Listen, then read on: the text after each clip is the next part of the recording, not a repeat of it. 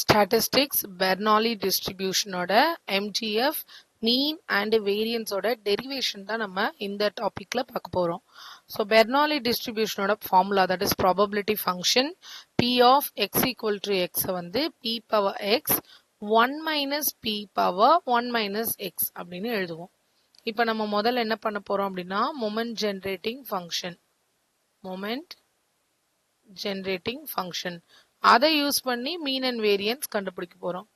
Moment generating ஃபங்க்ஷனுக்கு நம்ம notation mx of t summation எக்ஸ்ல வந்து 0லேருந்து n e power tx into p of X.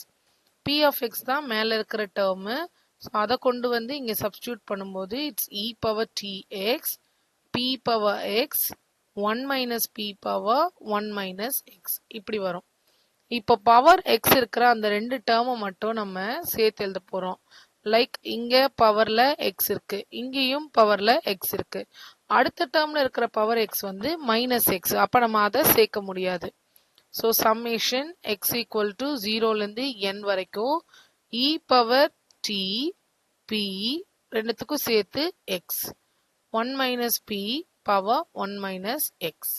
இப்போ எக்ஸுக்கு வேல்யூ கொடுத்துட்டே வருவோம்.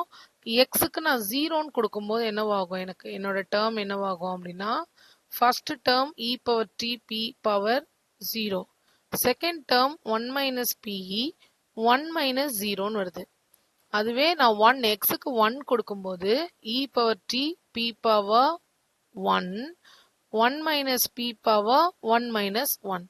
அடுத்த டேர்ம் போக முடியுமா அப்படின்னா எக்ஸுக்கு நான் 2 கொடுக்கும்போது என்னவாகும்னா இந்த இடம் பாருங்க, நான் 2 கொடுத்தேன்னா 1 மைனஸ் 2ன்னு வரும், நெகட்டிவ் ஆயிரும். ஸோ அதனால எனக்கு இங்கே போக முடியாது, 2 3 அது மாதிரி போக முடியாது, இதோட ஸ்டாப் ஆயிடுச்சு. ஸோ ரெண்டு டேர்ம் மட்டும்தான் நம்மளால என்ன பண்ண முடிஞ்சிச்சு, எக்ஸ்பேண்ட் பண்ண முடிஞ்சது. இப்போ எனி வேல்யூ பவர் 0 வந்து 1. இப்போ ஃபர்ஸ்ட் டேர்ம் ஃபுல்லா 1 ஆயிடும், 1 மைனஸ் பி ஃபர்ஸ்ட் டேர்முக்கு. செகண்ட் டேர்ம்ல 1 minus 1 0, it means power 0. Power 0னா அந்த டேர்ம் 1. இப்போ அங்க எனக்கு வெறும் இ பவர் டி பி. இதுதான் நம்மளோட moment generating function of Bernoulli distribution. Next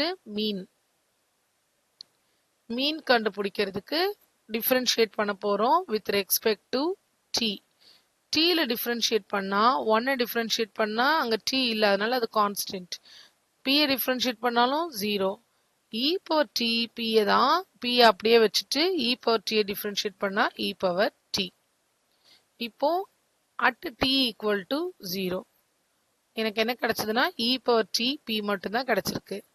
D equal to 0ன்னு நான் சப்ஸ்டியூட் பண்ணும்போது எனக்கு என்ன கிடைக்கும், e power 0 into B. E power 0ன்றது 1, so B மட்டும்தான். ஃபர்ஸ்ட் டிஃபரன்ஷியேட் பண்ற வேல்யூ தான் மீன். ஸோ மீன்னு சொல்லலாம், இதை μ1ன்னு சொல்லலாம், μ1 டேஷ்னு சொல்லலாம், μ1 dash equal to p. So mean கண்டுபிடிச்சிட்டோமா. இதே மாதிரி வேரியன்ஸ் கண்டுபிடிக்க போறோம். வேரியன்ஸ் கண்டுபிடிக்கிறதுக்கு நம்ம கிட்ட இருக்கிற ஃபார்முலா இட்ஸ் வேரியன்ஸ் வந்து சிக்மா ஸ்கொயர்ல. ஸோ நம்ம இப்படி எழுதலாம், variance equal to μ2 dash minus μ1 dash whole square. μ1 dashன்றது மீன் நம்ம கிட்ட இருக்கு, μ2 dashன்றது திருப்பி டிஃபரன்ஷியேட் பண்றோம். இது ஈக்குவேஷன் 1 ஒரு தடவை டிஃபரன்ஷியேட் பண்ணியிருக்கோம். μ2 dashனா ரெண்டாவது தடவை டிஃபரன்ஷியேட் பண்ண போறோம். So mx double dash of t. இப்போ நம்ம கிட்ட இருக்கிறதே ஈக்குவேஷன் 1ல இ பவர் டி பி மட்டும்தான். அதை டிஃபரன்ஷியேட் பண்ணா again e power D p. இப்போ இங்க அட் t equal to 0ன்னு சப்ஸ்டியூட் பண்ணா என்ன கிடைக்கும், mx double dash of t equal to tக்கு 0 போட்டா e power 0 p, that is p.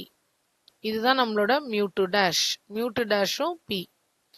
இப்போ வேரியன்ஸோட ஃபார்முலா என்ன, μ2 டேஷ்ன்றது p minus μ1 dash whole square. μ1 dash மேல கண்டுபிடிச்சிருக்கோம், அதுவும் p, but p square. So இப்போ p மைனஸ் பி ஸ்கொயர். ரெண்டுத்துலயுமே பி இருக்கிறதுனால பியை காமனா எடுத்துட்டா 1 மைனஸ் பி. இதுதான் நம்மளோட வேரியன்ஸ்.